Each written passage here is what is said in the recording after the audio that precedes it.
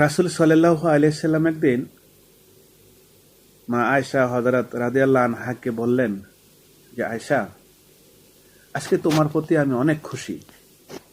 তুমি আমার কাছে যা চাও আজকে তাই তোমাকে আমি উপহার দেব।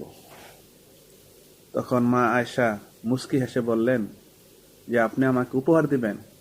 ঠিক আছে, আমাকে একটু ভাবার সুযোগ দিতে হবে। তো আল্লাহ রাসূল বললেন যে, ঠিক আছে, তোমাকে ভাবার সুযোগ দিলাম, তুমি যা চাও আজকে তাই তোমাকে দেওয়া হবে। তখন আয়েশা রাদিয়াল্লাহু আনহা মনে মনে ভাবতেছেন যে, আল্লাহ রাসূল আজকে আমাকে উপহার দিবে, এমন কোন দামি জিনিসটা চাইতে পারি যে ঠিক আছে আমার বাবার কাছে যাই। তো মা আয়েশা রাদিয়াল্লাহু আনহা হযরত আবু বকরের কাছে গেলেন, গিয়ে বললেন, বাবা, আল্লাহ রাসূল বলছে আজকে নাকি আমাকে দামি একটা উপহার দিবে। আচ্ছা, আপনি বলেন তো কোন দামি জিনিসটা আমি চাইতে পারি? তখন আবু বকর চিন্তা ভাবনা করে বললেন যে, তুমি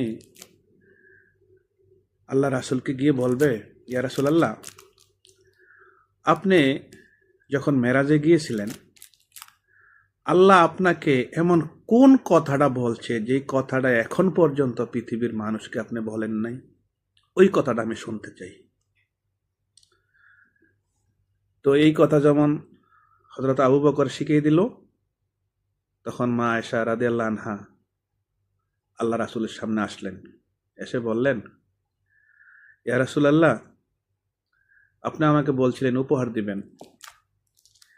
আপনি মেরাজে যাওয়ার পরে আল্লাহ সুবহানাহু ওয়া তাআলা আপনাকে এমন কোন গোপন কথা বলছে যেই গোপন কথাটা এখন পর্যন্ত পৃথিবীর মানুষ জানে না এবং কে আপনি বলেন নাই? ওই কথাটা আমি শুনতে চাই। তখন আল্লাহ রাসূল মুস্কি হেসে বলল যে, আয়েশা, গোপন জিনিস বললে তো আর গোপন থাকে না। তো আয়েশা রাদিয়াল্লাহু আনহা বলতেছেন যে, গোপন থাকুক আর না থাকুক, আপনি আমাকে ওয়াদা করছেন, বলতে হবে যে এমন কোন গোপন কথাটা আপনি পৃথিবীর মানুষকে এখনো বলেন নাই, ওই কথাটা আমাকে আজকে বলতে হবে।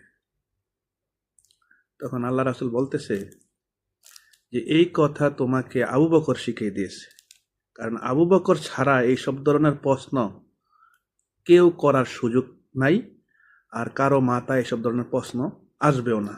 তোমাকে নিশ্চিত আবু বকর শিখিয়ে দিচ্ছে। তো ঠিক আছে, আমি যখন মেরাজে গেলাম, যাওয়ার পরে আল্লাহ সুবহানাহু ওয়া তাআলা আমাকে বলছে